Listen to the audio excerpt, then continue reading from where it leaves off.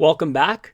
In this section, we're going to be talking about some advanced topics in CSS, and I'm going to start off with the critical render path. What is that?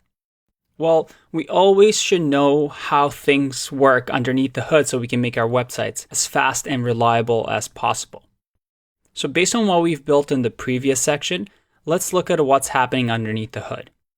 We are going to our website, and ideally our website will be on a server, and I'll show you how to do that later on in the course. For now, it's just our computer, but let's pretend we have a server where our files are hosted.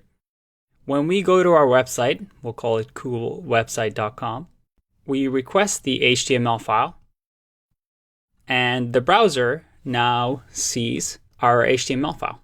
Reads through this document, and as it's looking through, it notices that, oh, I need a CSS file here.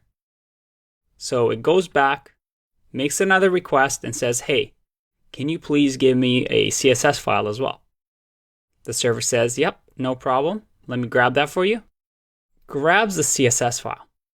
And now it starts looking at both the HTML and the CSS file to try and figure out how the web page should look.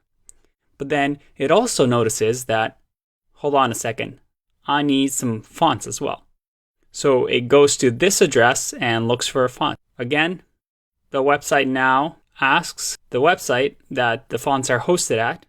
In our case, it's the Google API, and it grabs the font file. Now here's the thing. While it's grabbing the font file, it could render the page, and rendering means displaying. So it could display the website if it only has the HTML and CSS, but it might not show up the text because the text is looking for the font file. So when we talk about the critical render path, we like to mention that CSS is a render blocking file. So you won't be able to render a web page until you receive your CSS. And sometimes if you have font files, you'll also have to wait for the text to render on the page. So keep that in mind when you build your websites. But what are things that we can consider when doing this so that our websites load up faster? One is maybe to have our own font files. Another one might be that you don't want to make your CSS too big. If we had hundreds and hundreds of lines of code of CSS, well, the file gets bigger and bigger, and it's more and more that you have to transfer over the wire. One method that people have used, and you'll see often, is something called minifying your CSS. And if we open up a browser here, you can do something called CSS minify. And CSS minify, what it does is you can enter your CSS here. You can see an example over here. So you enter this, and you click minify.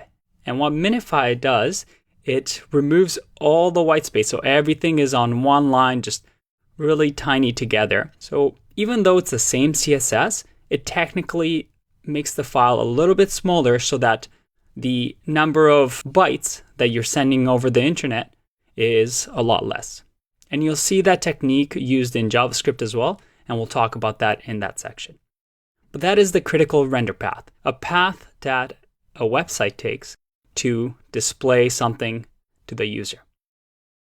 I'll see you in the next one. Bye-bye.